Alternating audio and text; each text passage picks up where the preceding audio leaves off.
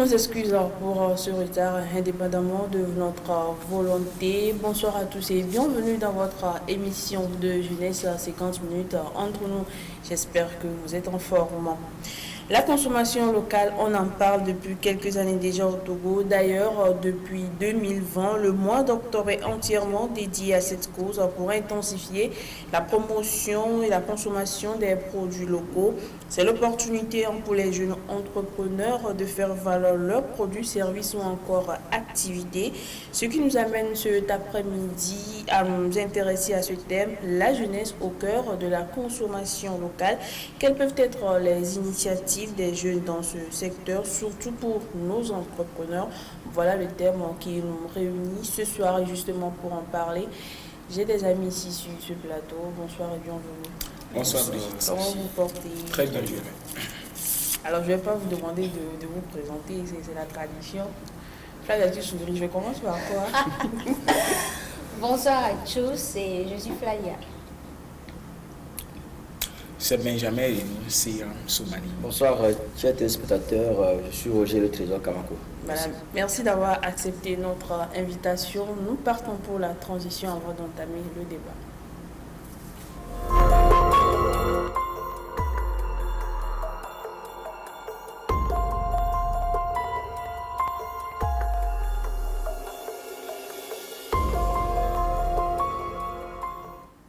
La jeunesse au cœur de la consommation locale, c'est le thème qui nous réunit. D'abord, quand on parle de la consommation locale, c'est vrai, les gens ont tendance tout de suite à parler. Parce qu'on dit consommation, c'est le manger d'abord, c'est le vendre d'abord. Mais là, quand on dit la consommation locale, qu'est-ce que c'est? Et comme vous venez de le dire, quand on parle tout de suite de consommation, tout le monde a l'image de consommer, genre manger, mais toutefois il y a aussi utiliser, tout simplement pas manger, mais on peut utiliser les produits locaux, genre les pommades, les ustensiles de cuisine, les utiliser tout simplement, et les deux en fait, utiliser comme et manger, c'est ça. Voilà, Flavia restée dans le domaine de la cuisine, Roger. Consommation locale. Oui, Flavia a donné une définition, une approche de définition à la consommation locale. Ce que je pense ajouter, c'est dire de façon générale que tout ce que nous utilisons, tout ce que nous usons quotidiennement dans nos besoins vitaux, dans nos besoins journaliers, il s'agit de toutes ces choses qu'on appelle par consommation locale. C'est-à-dire ce que nous utilisons, ce que nous faisons, ce à quoi nous faisons allusion, bien nous faisons usage. Il ne s'agit pas seulement de ce que nous aurons à manger comme restauration, comme l'a dit Flavia. Elle est restée autant pour moi dans le domaine de la cuisine. Moi, je pense que c'est d'une façon large et voilà. Benjamin? Parlant de consommation locale, je crois que mes deux prédécesseurs ont raison. Toutefois, je souhaiterais ajouter quelque chose en disant que quand on parle de consommation, je souhaiterais être un peu plus scientifique ce soir en parlant de l'acceptation de la chose, du fait d'ingurgiter la chose, de digérer aussi la chose. Parce qu'on peut consommer quelque chose sans digérer cette chose. On peut consommer quelque chose et ne pas digérer. Je rappelle que je suis au sens figuré. Quand je parle d'ingurgiter ou de consommer la chose par la voie orale, c'est accepter la chose. Il faut d'abord accepter la chose. Et accepter une chose, c'est d'abord reconnaître les défauts de cette chose et aller prendre cette chose, accepter plutôt les qualités croire plutôt en les qualités de cette chose. Et quand je parle maintenant de digestion, il faut maintenant aller au-delà de la consommation et réaliser maintenant les bienfaits de cette chose-là en nous, les bienfaits de cette chose-là autour de nous. Ce n'est que comme ça que nous saurons que nous avons consommé quelque chose. Et qui parle de consommation locale, si vous le permettez, parle tout de suite d'alimentation, parce que le vivre, la raison pour laquelle nous vivons, premièrement, c'est pour travailler et manger, quoi qu'on dise. Donc, la consommation locale est d'abord alimentaire et tous les plans qui suivaient, que ce soit vestimentaire et autres. Voilà. J'aimerais que vous nous donniez quelques exemples de nos produits locaux. Roger? Oui, quelques exemples de nos produits locaux, je pense. On peut citer déjà... Bon, d'abord sur le plan alimentaire. Sur le plan alimentaire, ça m'échappe un peu, mais... Je pense à revenir. Oui, déjà la pâte c'est quelque chose qui est local. La pâte, tous les repas que nous utilisons chez nous, le haricot, la pâte, le haricot, le riz, etc. C'est une consommation locale. Et dans le domaine alimentaire, moi je veux citer comme du gari. Il y a des jus qu'on fait, des jus de fruits qu'on fait, des toffees, le goût qu'on fait chez nous, des amuse-gueules. Il y a plein de choses en fait dans le domaine de l'alimentation. Et sur autre plan, dans d'autres domaines Sur autre plan, par exemple, je dirais les chaussures. Les chaussures sont locales, pardon. Les cordonniers, il y a plein de choses en fait. Même le pain que tu n'as pas porté. Ah oui. Bon, le pain, oui.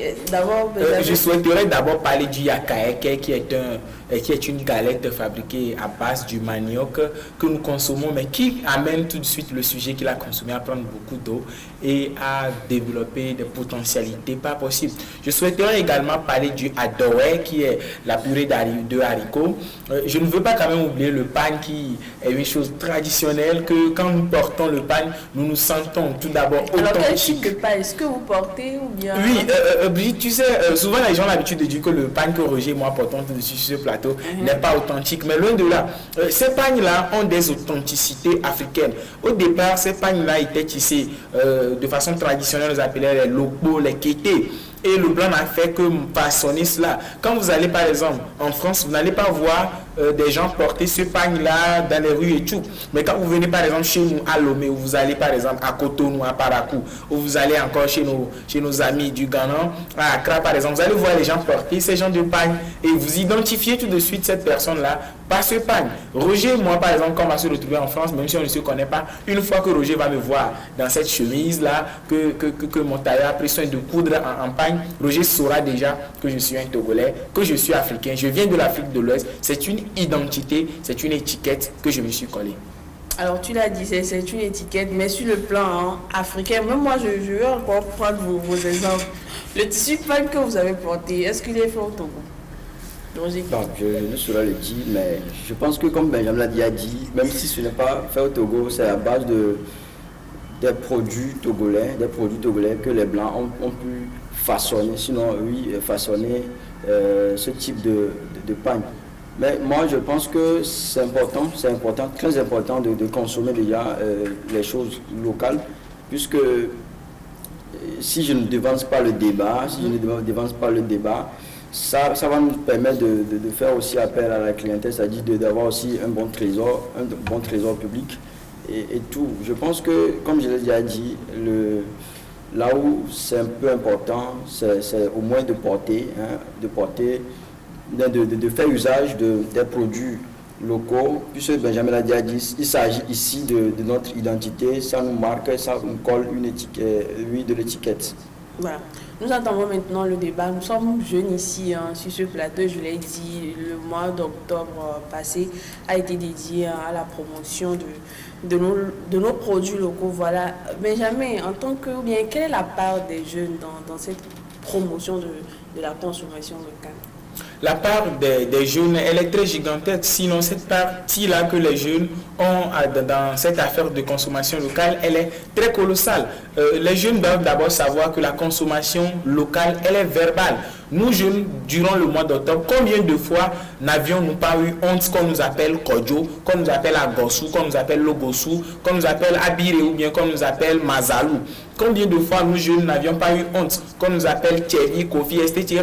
Je pense que la consommation locale, comme je l'avais su définir, elle est identitaire d'abord. Et il va falloir que nous acceptions. J'ai l'habitude de dire que je suis Benjamin, mais je suis encore très authentique. On m'appelle Seiram, par exemple. Et ce nom, littéralement, veut dire « le destin m'a béni ». En réalité, nous ne devons pas quand même renier ce genre de choses. Durant ce mois d'octobre-là, le jeune Togolais ou Africain doit quand même, puisque la consommation locale a été décrétée au Togo, donc il faut que le jeune Togolais se sente à l'aise déjà de façon patronymique. Quand on t'appelle comme ça, il faut être fier. Quand on te dit Maouli, ou bien on dit Hodabalo, ce sont des noms qui ont des carcans de la tradition que nous mettons au cou. Et il faut que nous nous sentons maintenant à l'aise. Maintenant, je voudrais aller du côté de la consommation. Quels sont, durant ne serait-ce que ce mois, je ne suis pas en train de dire que la consommation locale s'arrête au mois de octobre, non, loin de là.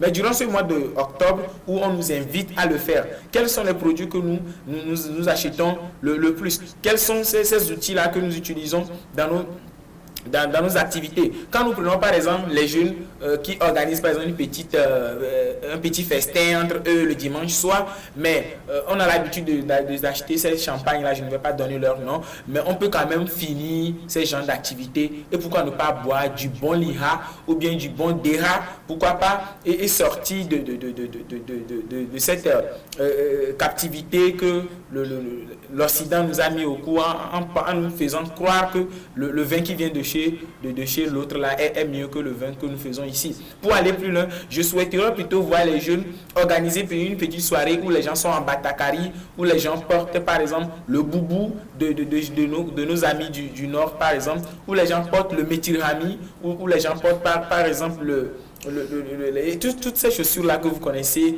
et ce sera une manière pour nous jeunes de nous affirmer et de montrer aux Blancs, ou sinon de montrer à celui qui n'est pas nous que nous avons une identité, que nous pouvons mieux faire. Et pour finir, je souhaiterais déjà que les jeunes encouragent ces initiatives qui sont entre eux. Et c'est aussi une manière de consommer local. Oui, juste pour ajouter quelques mots à ce qu'il vient de dire, parce qu'il a bien détaillé les trucs en fait.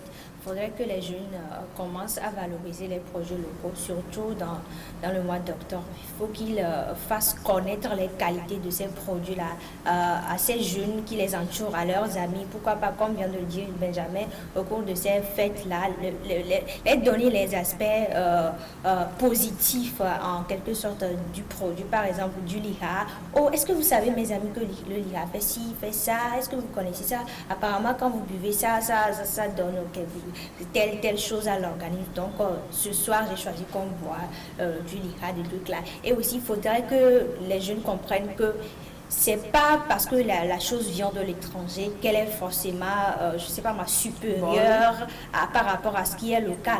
Les gens ont tendance à dire, par exemple, quand on va organiser une fête tout de suite et qu'il y aura que du liha ou peut-être du jus de fruits fait ici, bah, les gens diront, bon, donc dans cette grande fête-là, cette grande fête que tu as organisée, ce n'est que du liha que tu as trouvé nous offrir.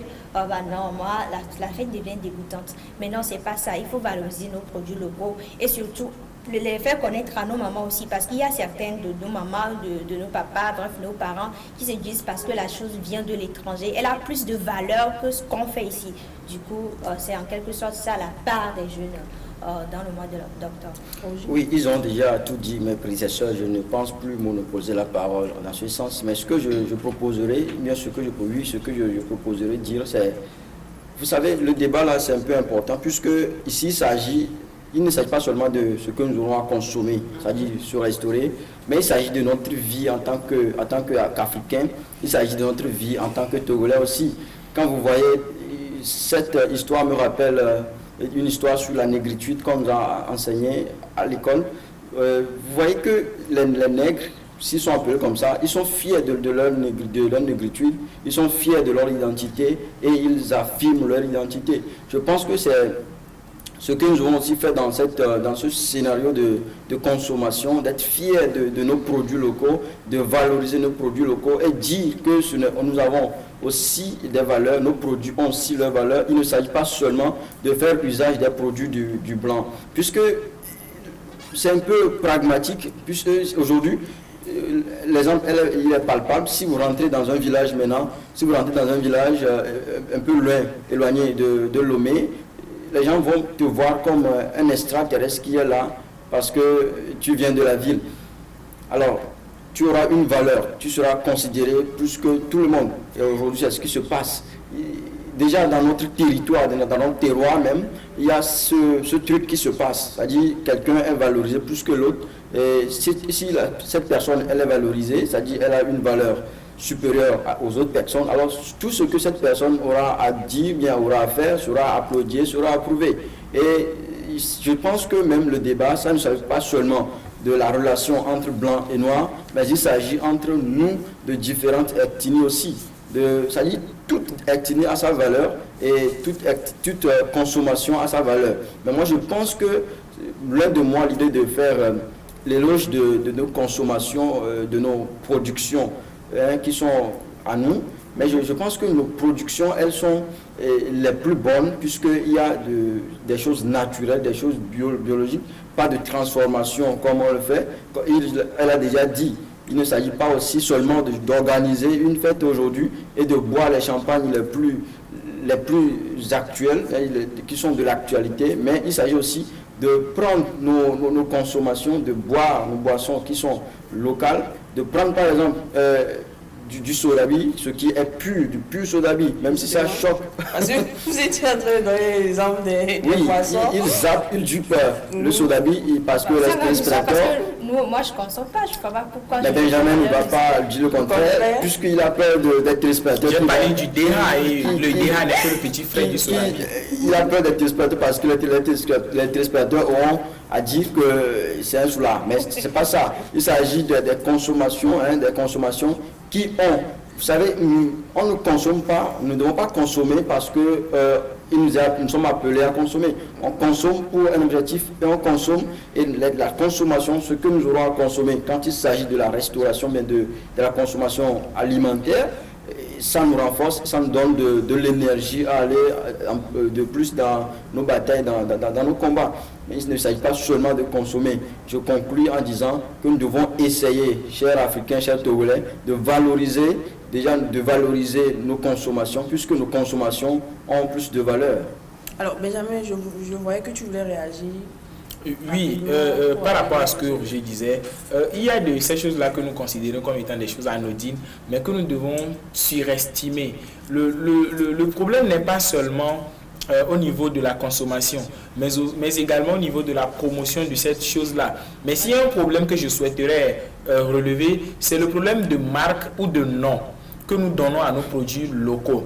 Pourquoi est-ce que je vais créer, par exemple, un vin que j'extrais du tchoukoutchou? Je crée par exemple quelque chose que j'extrais du tchoukoutchou, je transforme le tchoukoutchou local. Mais pourquoi je ne vais pas donner par exemple comme nom tchoukoutchou de Aklesor ou bien tchoukoutchou de Kofi, pour que les gens sachent ce que je suis en train de faire. Au lieu de donner par exemple un nom comme les champions du vin. Non, mais là je ne suis pas authentique, je ne suis pas en train de produire quelque chose. Vous voyez, les Blancs ont une manière là de nous séduire, de nous présenter leurs produits. Je ne sais pas si vous l'avez remarqué. Quand vous prenez par exemple les vins, je suis tenté de donner les noms pour que les gens comprennent bien ce que je suis en train de dire. Quand vous prenez les vins occidentaux, là on dit par exemple Château de France, on dit Château de Lille, Château de tel. En réalité, c'est déjà un nom qu'on est en train de nous vendre. Et quand nous allons pour consommer ces vins-là, nous donnons ce nom et automatiquement c'est de l'étiquette. C'est une identité culturelle, c'est une identité de civilisation qu'on nous introduit là déjà. Il va falloir que nous aussi, nous créons des choses. Pourquoi ne pas créer un vin de palme et donner comme nom par exemple Vaughan? Le nom là est authentique. Pourquoi ne pas créer par exemple la purée d'haricots et donner le nom par exemple Thiévier? Parce que nous tous nous savons que Thiévier est considéré comme la capitale de production de haricots au Togo. Nul ne peut démentir cela. Pourquoi ne pas créer quelque chose, quelques frites de patates douces et puis donner un nom très authentique? Pourquoi ne pas frire ne serait-ce que des tranches d'igname et donner le nom Bassa, parce qu'on sait qu'au Togo, là-bas, le pays Bassa est considéré comme la capitale de production d'igname. En réalité, tu parles des noms que nous donnons aussi à ces produits-là. Il va falloir que nous repensons aussi cette partie, sinon cette facette, ce côté de la chose. Sinon, nous allons produire de façon locale, mais la vieille au village qui ne trouve pas de différence entre ce que je produis et ce que le blanc produit va accepter la chose du blanc parce qu'il n'y a pas de différence. Et puisque la télévision a déjà fait des publicités par rapport aux produits du blanc, parce qu'ils ont quand même de l'argent, il faut le reconnaître, on va quand même consommer ce qui vient d'ailleurs. J'aimerais aussi ajouter quelque chose, comme vient de l'expliquer Benjamin. En fait, ceux qui font les produits locaux, ils ont tendance à donner des noms bizarres, genre des noms de l'étranger à leurs produits, parce qu'ils pensent que quand ils donneront leur nom à ces produits-là, les gens disent non. Par exemple, il va dire à Clayson, comme il vient de l'expliquer, il va dire non. C'est quoi? Aclaiso, il va avoir la marque Aclaiso. peut travailler. Aclaiso que moi je connais là, Aclaiso. Non, bon. Est-ce que ça peut avoir de la qualité, ça? Non. Château de France, voilà, ça vient de la France, c'est ça de la valeur. Non, il faudrait ajouter que quand ces entrepreneurs-là font leurs produits locaux, il faudrait qu'ils fassent plus de publicité. Pourquoi pas ne pas aller dans les villages, dans les villes surtout, pour promouvoir leurs produits, faire la publicité, on dit les bienfaits des produits, de quoi la composition des produits, en fait, dire ce produit-là, ça donne tel effet, ce produit-là donne tel effet. Donc, c'est l'ensemble de tous ces produits-là que j'ai pu faire ceci. Donc, vous-même imaginez ce que vous allez ressentir en mangeant ce produit-là. Donc, il faut beaucoup de la publicité autour des produits. Voilà. Roger, Flavie a anticipé ma question. Voilà, comment faire adhérer à nos produits, bien amener la population à la consommation locale. C'est vrai, nous avons parlé de publicité, mais en tant que jeune entrepreneur, parce que vous êtes chez vous, vous faites des frites, vous donnez le nom de Bassa, vous présentez au public. Je ne sais pas, la population a toujours le doute en elle. Est-ce que ces produits sont faits dans des conditions, d'abord les conditions d'hygiène, peut-être que cette personne n'est pas restée dans son coin, dans le coin de sa chambre pour fabriquer ci et ça. C'est ce que c'est fait dans les normes. Pourquoi la population a toujours ce doute en elle de consommer les produits locaux? Je pense que votre question, elle est double. Pourquoi la population a ce doute en elle et comment faire aussi pour adhérer. Pour adhérer à pour faire appel à la clientèle. Pour répondre à la première question selon laquelle, pour connaître l'objectif du doute de la population, je dirais que si la population elle est dubitative, c'est parce que elle a une image, sinon elle considère l'Occident comme un continent supérieur et qui ne produit que du bon. Mais moi je dirais que c'est faux. Ils produisent, c'est-à-dire ces pays occidentaux produisent du bien et du mal. Le mal même fait le surplus du mal. Le mal fait le surplus du bien plutôt, parce que on parle des simples pommades, sur le plan sanitaire, les produits sanitaires aujourd'hui. Vous aurez à constater que ces produits agissent au fur et à mesure sur la santé humaine. Vous convenez avec moi que celui qui prend un paracétamol, chaque matin il prend deux doses, 2 le soir et 2 à midi, 2 le soir, ça fait 6 par jour. Vous convenez avec moi qu'au fur et à mesure, ces paracétamol auront un effet néfaste sur la santé de cette personne. Maintenant, je viens au niveau de comment faire pour faire appel à la clientèle. Je pense que nous, bien les jeunes même qui sont devant, qui sont les pivots de ces consommations, de ces productions locales, ils doivent déjà se comporter ou bien donner un exemple. Ils doivent être des prototypes. Aujourd'hui, quelqu'un est dans une maison qui fabrique les pagnes, par exemple, et jamais tu ne vas voir cette personne porter un pagne lui-même, elle-même autant que moi. Ça, déjà, c'est une mauvaise image que nous donnons à ces gens. Parlant de ça, je donne un exemple qui est un peu palpable. Il s'agit des coiffeurs aujourd'hui, que vous voyez, les coiffeurs qui sont des rastas, ils n'ont jamais rasé leur tête. Et on se demande pourquoi eux-mêmes ils font ça. Alors ça veut dire que c'est mauvais. Je te coupe pas la parole, parce qu'on dit souvent qu'on le trouve, vous avez des chaises ou des tabourets dans la maison, donc ici. Voilà. Et toutes ces choses, on se demande pourquoi cette personne promue ces choses. Et c'est la question qu'on se pose. Donc je pense que premièrement, il faut que ces jeunes entrepreneurs soient des prototypes parfaits, pour ces choses. Ils sont là, ils font ce que nous devons, ce que la population doit faire. Le 2, c'est d'arriver à convaincre la clientèle. Il faut que en amont, l'hygiène y soit, parce que l'hygiène est la base de toutes choses. Il faut que l'hygiène y soit. Il faut que les choses soient faites dans de bonnes conditions, dans de bonnes conditions. Et il faut arriver finalement à convaincre la clientèle, à amener la clientèle, à faire appel à la clientèle. Quand il s'agit des spots, des publicités, on va aussi faire appel à cette télévision, à ces radios, à ces mass médias, de plus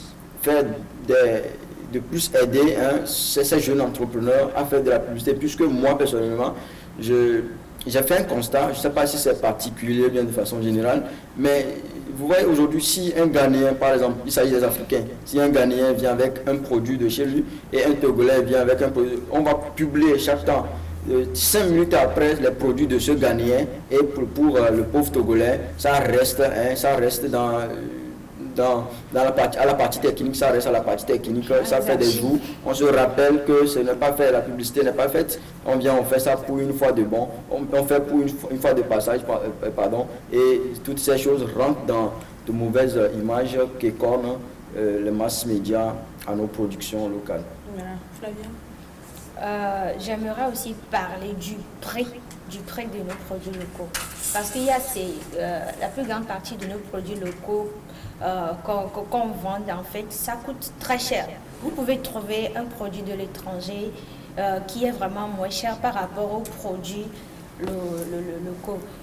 Et j'aimerais aussi que les téléspectateurs retiennent ça à l'esprit, en fait, que c'est la qualité qui est en jeu, en fait. Parce que vous pouvez trouver un produit de l'étranger qui coûte moins cher, mais qui n'est pas aussi bon que le produit local. Donc c'est en quelque sorte ça.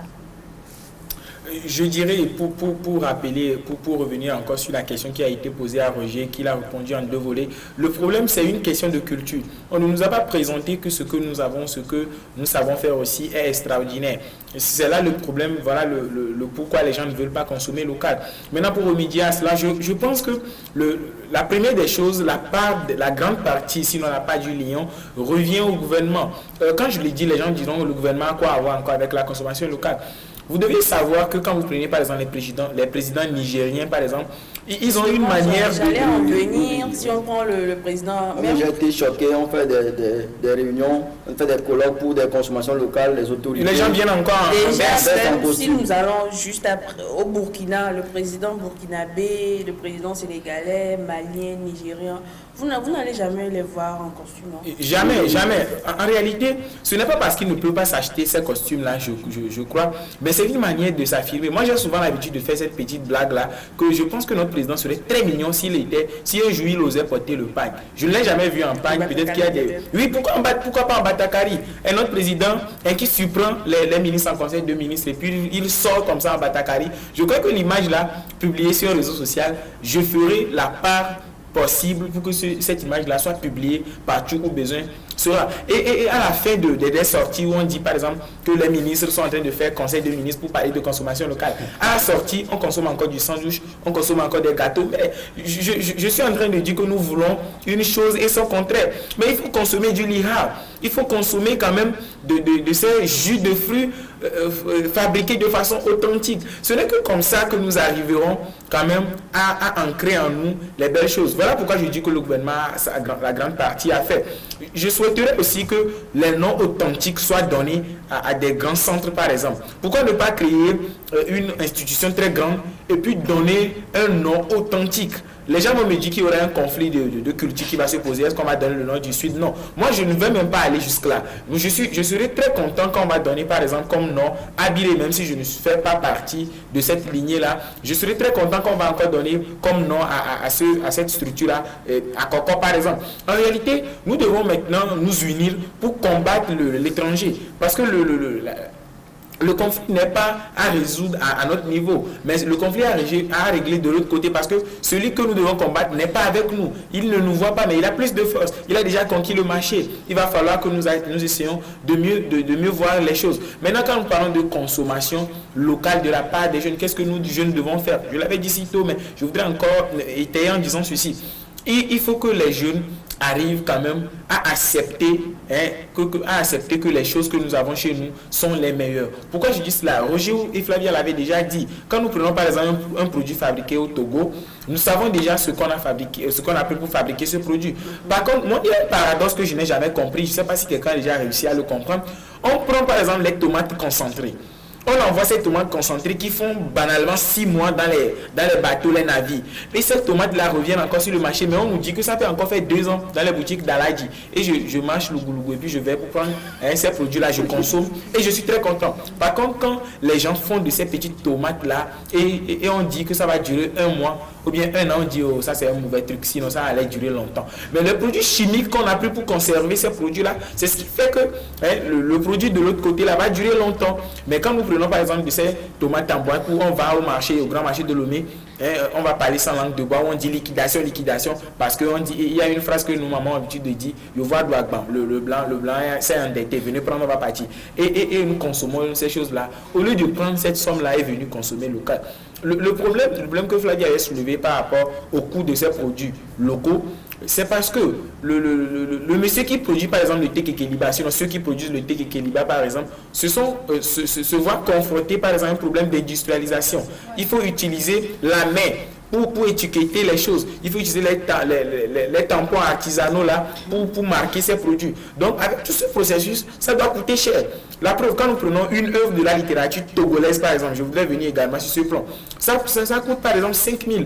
Mais une œuvre de la littérature française, quand nous prenons la symphonie pastorale d'André Gide, ça coûte 1000 francs. Mais le papier coûte cher. Quand vous passez par exemple avec les livres à la frontière, l'accord, on dit qu'on a signé l'accord de Florence, on a signé l'accord de tel, il faut que les livres passent. Mais quand vous passez là-bas, on ne va pas quand même vous laisser passer tranquillement. L'accord de Genève donne quand même l'autorisation de passer avec les produits à caractère artistique, individuel et intellectuel. Mais cela n'est pas le cas. Donc quand j'arrive à fabriquer mon produit, ça va coûter cher. Et aussi, je crois que le problème se pose au niveau du plan scolaire. Quels sont les livres là qu'on nous a présentés depuis le bas âge? Si nous avons introduit déjà en nous des cultures exogènes, nous ne pouvons pas accepter ce qui vient de chez nous. Je salue de passage ces initiatives-là que le monde intellectuel a déjà embrassées, où on a par exemple les Emmanuel Dongala qui ont écrit Johnny Chez Méchant, que nous lisons. On a par exemple Steve Bojona, on a Kanye Alem. Tout part de là. Quand nous parlons de consommation locale, je dirais que c'est un baobab que nous ne pouvons pas essayer d'embrasser parce que c'est très large. Nous ne pourrons pas finir. Peut-être 4 à 5 épisodes de cette émission ne nous suffiront pas pour en parler. Voilà, Flavia Benjamin l'a dit, que l'effort, ça doit commencer déjà au niveau de nos gouvernements, mais néanmoins, le gouvernement fait également quelque chose pour la promotion des produits locaux, n'est-ce pas? Ah oui, je pense que le gouvernement fait sa part sur le plan qu'il a donné cette capacité-là à certaines organisations de vérifier la condition de conservation des produits locaux. Et aussi, ils organisent, comme Conseil des ministres, ils organisent des trucs pour valoriser les produits locaux. Et aussi, je tiens à souligner que même si chacun a son style à lui, il faudrait qu'on fasse tout possible pour valoriser nos produits locaux à travers notre habillement, notre manger et tout. Oui, elle a plutôt dit, mais c'est vrai que le gouvernement fait ses efforts.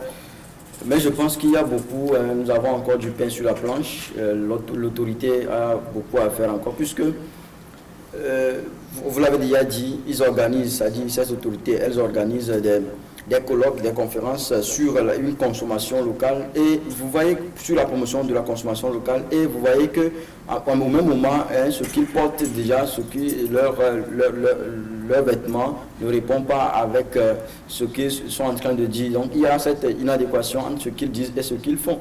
Je pense que le citoyen togolais, par exemple, aujourd'hui, il a besoin de voir le chef de l'État, de voir les autorités être sur la voie et suivre ces chefs et suivre ces autorités. Et je serais tenté de le dire, je n'ai jamais vu ce président porter, certains présidents, il faut le dire, j'ai jamais vu certains présidents porter les choses locales, de se vêtir, de laisser leur costume, de vivre comme les Blancs. Moi, je n'ai jamais vu ça. Premièrement, la langue française, on nous l'a déjà imposée, pas seulement la langue française, la langue colonisatrice, elle nous a déjà opposée. Elle nous a déjà opposée. On est appelé à en faire usage. On est appelé à parler cette langue. Et aussi, on veut vivre comme ces Blancs, à s'habillant comme ces Blancs, tout en faisant tout comme ces Blancs. Je pense que ces gouvernements, ces gouverneurs et ces autorités doivent d'ores et déjà commencer par changer pour influencer les citoyens. C'est ce qui est important et c'est ce qui est très capital. Oui, je ne serai pas ingrat sur ce plateau en disant que le gouvernement ne fait pas sa part. Je salue de passage cela. Il y a quelques années ou bien une décennie, on ne parlait pas du mois de octobre comme étant mois du consommé local. Je crois que le dé est déjà jeté et nous sommes en train d'égrener le chapelet pour arriver à destination. Mais s'il va falloir qu'on les note, nous dirons qu'ils ont fait la partie infime. Le travail même reste encore à faire. Je l'avais dit si tôt, il faut qu'ils aillent jusqu'à titiller l'impossible. Je souhaiterais même qu'on nomme des journées. Parce que je sais que, moi je suis convaincu que nos dirigeants sont capables de le faire. Voilà pourquoi je suis en train de le dire. S'ils n'étaient pas capables de le faire, je n'allais pas le dire. Je sais qu'ils sont capables même d'aller jusqu'à nommer des rues comme ils l'ont fait. Moi, quand je traverse la ville de Lomé, j'ai l'habitude de sculpter, les plaquettes là qu'on poste sur les murs comme étant nos noms de ces murs là. Quand je vois par exemple avenue Maman Danida, ça me fait plaisir. Quand je vois avenue de la Cara, ça me fait plaisir. Mais quand je vois par exemple en pleine ville de Lomé, avenue Molière, j'en ai vu à Balepé de moi, ça m'a choqué. Quand je vois par exemple avenue François d'Assise, je ne suis pas contre, sinon je ne suis pas belliqueux, je ne suis pas une personne belliqueuse qui n'aime pas je ne suis pas xénophobe non plus, mais je voudrais quand même que la forte proportion soit donnée à nos gens qui nous ont précédés. Je crois que nous allons partir là. Et j'ai souvent salué cette initiative du professeur Dodi Komala Kokoroko qui a déjà su donner des noms aux rues de l'université et aux amphis même, et en donnant des noms déjà authentiques. Je crois que c'est une initiative à saluer. C'est ce que je demande quand même qu'on fasse. Et je disais tout de suite que je crois quand même que ces gens-là, sinon les dirigeants, peuvent encore faire mieux. Maintenant, nous jeunes devons quand même encourager ces initiatives.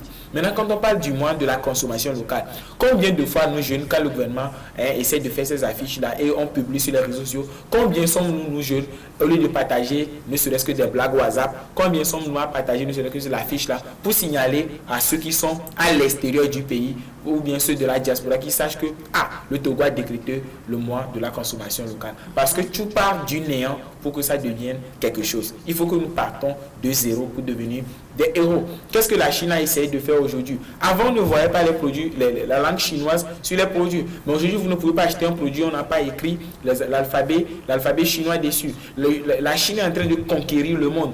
Vous n'irez pas dans un pays aujourd'hui, vous n'allez pas voir la Chine. Je crois que nous pouvons aussi arriver à cette étape, sinon à ce niveau-là, si nous essayons d'accepter ce que nous avons chez nous et vendre cela cher aux gens. Voilà. Oui, Benjamin l'a dit. Il a parlé de certaines rues qu'on nomme déjà, par exemple, Léo 2000. Je pense que, comme il a aussi souligné, on nomme, tu vas avoir une rue comme par exemple qu'on appelle rue Molière. Je me demande, moi personnellement, je me pose la question, si par exemple aux États-Unis d'Amérique, vous verrez une route, par exemple, qui sera nommée rue Kodjo, par exemple, non. C'est-à-dire, il n'y a aucun nom d'un noir qui est attribué à quelque chose là-bas, non, jamais, non. Nous, tout ce que nous voulons faire, l'Africain, tout ce que l'Africain veut faire, c'est d'imiter le blanc, c'est de faire comme le blanc, c'est d'être proche du blanc, vivre comme le blanc, et c'est un mal à corriger. C'est un mal à corriger. Au même moment, le blanc, il s'en fout de nous. Le blanc, il ne nous regarde même pas. Le blanc vit sa vie, il se comporte comme il doit se comporter. Mais je pense que, comme je l'ai déjà dit, c'est une très belle initiative du gouvernement quand même à saluer. Et je pense que dans les jours à venir, ils seront dans les costumes africains. Moi, je dirais que tous les deux, vous venez de dire qu'on donne un nom à une rue de Molière, tout ça là. J'aimerais que vous sachiez ça aussi. Je me dis que vous le savez, mais c'est peut-être que le nom qu'on a donné à la rue là, c'est suite à une histoire digne de ce nom. Bien sûr. On ne pourrait pas peut-être, je vais plutôt parler de la colonisation. Ce sont les Européens, genre les Occidentaux qui sont venus nous coloniser. Ce ne sont pas nous qui sommes allés les coloniser. Du coup, pour qu'ils puissent donner nos noms locaux à leur rue là-bas, je trouve que c'est... Et si on change ça? Et si on change par exemple la rue Molière? Si on change la rue Molière, je ne sais pas si on pourrait le changer ou pas, mais moi je sais que la rue Molière qu'on a donnée à cette rue-là, c'est par rapport à une histoire donnée. C'est parce que Molière a fait quelque chose sur cette rue-là, ou bien c'est quelque chose qui s'est passé, c'est le coup qu'on a donné ce nom à cette rue-là. en signe de symbole ou d'icône, quoi. Moi, je n'en disconnais pas, même au même moment. Tu sais, il y a les Africains aussi qui auront posé des actes de bons actes aux États-Unis, par exemple, mais leurs noms ne sont jamais attribués, ne figurent nulle part dans les pays étrangers. Donc je pense que c'est important, sinon nous sommes en train de nous minimiser, on se ridiculise chaque temps à travers cette Bien sûr que oui, bien sûr que je m'aligne derrière Olivier et je ferme d'ailleurs les yeux quand je le fais. Écoute-moi, j'ai jamais dit qu'il ne faut pas donner des noms locaux à nos rues, mais je voulais juste que vous ayez à l'esprit qui peut avoir aussi cette hypothèse. Tu sais, nous ne sommes pas quand même en train de dire, nous ne sommes pas en train quand même de dire qu'il faut faire partie de l'histoire là de ces noms. Oui. Mais il faut quand même savoir qu'un Africain peut être intelligent n'importe comment, mais quand il fréquente à l'université Paris, ou bien Panthéon, ou bien Sorbonne, on ne va jamais écrire là-bas que faites comme tel. Qu'il s'appelle Kofi ou Kodjo, on ne va jamais écrire cela. Mais frère, tu sais, nous devons éviter quand même l'hypocrisie intellectuelle que les Blancs sont en train d'inculquer à nous. Et moi, tu sais, si on ne tenait qu'à moi, celle que ça plaise à Kofi ou Kodjo ou pas, le jour où je deviens, ou bien j'ai l'autorité, ou bien la possibilité de changer tout cela, je crois que je vais te donner des noms pas possibles à ces rues-là. Et ça va me faire plaisir. Je m'en fous si Molière se fâche, ou bien la dynastie Molière se fâche, je m'en contrecarre. En réalité, tu sais, nous faisons l'apologie extrême de ces choses-là. Et finalement, nos enfants, sinon quand je parle d'enfants, ceux qui vont nous précéder, croiront que c'est la belle, sinon la meilleure des choses. Moi, je suis parti dans une famille où les enfants n'arrivaient pas quand même à parler leur langue maternelle. Et le papa dit, ah, c'est ça leur problème, et ils ne connaissent même pas serviette à enlever. Et il se plaît là, il est content quand même que ces enfants n'arrivent pas à appeler serviette dans leur langue locale. Et il est content. En réalité, nous devons quand même éviter de laisser encore ces vestiges-là, ou bien ces carcans, ces résidus de la colonisation que nous avons encore en nous. Je vais jusqu'à même applaudir ce geste-là, où entre-temps on avait interdit aux gens de prendre des noms à caractère coloniaux. Je crois que ce sont des belles initiatives à encourager. Et je pense que si l'opportunité m'était donnée, moi, Benjamin, qui suis en train de parler ici, je vais encore imposer à ce que tout le monde prenne des noms comme Seiram, comme Agouzé, comme Kofi Tché, comme Ayeli, comme Atalabi, etc. Et puis ces noms-là font plaisir, je crois qu'ils sont des belles initiatives. D'accord, mais juste que vous sachiez que les trucs de Molière là, c'est par rapport à l'histoire donnée et que la colonisation est venue, c'est fini. Bon, c'est toujours en fait quoi. Mais il faut que toi aussi tu saches que si l'opportunité m'est donnée, je vais arracher tout ça. Bon, est-ce que moi j'ai refusé que tu changes ça ou pas? En quoi ça va m'aider moi? Ok, et Flavia, je reste avec toi. Je vais revenir un peu en arrière, surtout au niveau de l'entrepreneuriat des jeunes. Moi, on a parlé également de la promotion, bien de la publicité de ces produits. Mais en tant que jeune, qu'est-ce que nous pouvons faire? Ou bien quels sont les produits que nous pouvons présenter pour faire véritablement valoriser nos produits locaux en tant que jeune? En tant que jeune, par exemple, et quand je suis fille, je pourrais partir des amuse-gueules, des biscuits et des chaussures pour faire des trucs très jolis, embrasser l'esthétique en fait. Par exemple, quand on prend les chaussures fabriquées à base de quelle matière, par exemple? À base de michirami. Par exemple, qu'on doit valider des pneus qu'on doit valoriser. Pourquoi pas ne pas faire une chaussure que les dames vont porter, lui donner de très jolis, de chichi jolis trucs et les présenter aux filles pour le dire, vous voyez, même malgré que c'est fait à base de pneus, regardez comment c'est joli. Vous pouvez le porter pour aller n'importe où, comme vous portez vos hauts talons, tout ça là. Donc, en tant que jeune fille, je dirais que dans le domaine des amuse-gueules, des pagnes, tout ça là, c'est en ce sens-là qu'on pourrait valoriser nos produits locaux. Puisque je suis toujours adepte de la dynastie Molière, même si Flavia ne veut pas accepter, je crois que je vais plutôt proposer l'imaginaire, sinon la reconstruction de l'imaginaire africain. Et je voudrais proposer quand même que dans nos livres, sinon dans nos œuvres, que les écrivains togolais écrivent, on peut donner des noms authentiques, comme Kofi Boko par exemple, qui écrit et ne prend que des noms authentiques, comme Kani Alemdjoro par exemple, qui ne prend que des noms authentiques. Je salue de passage à Pedouama qui écrit la guerre civile des Aputaga et ne prend que des noms comme Ama Bodromakakou, et ne prend des noms comme Ayele, ne prend que des noms comme Adjele, etc. Ces noms-là, comme moi je suis en train de lire ces livres, ça me transpose dans des imaginaires africains, ça me fait penser encore au Togo, ça me fait penser à l'Afrique, ça me fait penser encore à chez moi, et je pense que je suis toujours chez moi. Oui, je salue de passage cet enseignant qui, dans son cours, pour donner des exemples, il se sert des noms locaux. Par exemple, dit Kofi Kodjogan. Et ça nous faisait rire, mais c'était rigolo, mais c'est important. Puisque ça nous rapporte, nous, certains élèves, à suivre le cours. Je pense que moi, en tant que jeune, si l'opportunité m'est donnée, il faut voir tout ce qui concerne l'habillement de mes concitoyens jeunes, et il faut voir toutes ces choses. Par exemple, comment fabriquer des pantalons, des pagnes, des habits, et pour le niveau des filles, des soutiens, tout ce qui entre dans l'habillement avec un jeune. Il faut revoir toutes ces choses parce que moi je remarque que même la consommation locale se loge surtout sur ce que nous portons, sur nos outils vestimentaires, puisque chaque fois on s'habille, chaque fois, et le second point c'est aussi la restauration, c'est le côté alimentaire. Donc il va falloir revoir toutes ces choses. Ce que Benjamin a dit, je pense que c'est tellement important et on doit essayer de confirmer ça, bien essayer d'amplifier ça, puisque aujourd'hui, un parent aujourd'hui, avant même dans nos petites relations de copinage, tu vas voir, vous allez vous donner des noms, il dit à notre enfant qui va venir, même si vous n'avez pas encore fait une rencontre sexuelle, on se donne déjà des noms aux enfants à venir. Donc vous allez voir que les noms qu'on se donne, bien les noms qu'on attribue à nos futurs enfants, ce sont les noms des blancs. Par exemple, on dit... Les trésors. Les trésors. Roger, par exemple. Vous m'avez eu. Flavia, par exemple. On va aller rapidement. Oui, je pense qu'on va essayer de changer toutes ces choses. J'en fais partie, moi personnellement aussi, j'en fais partie.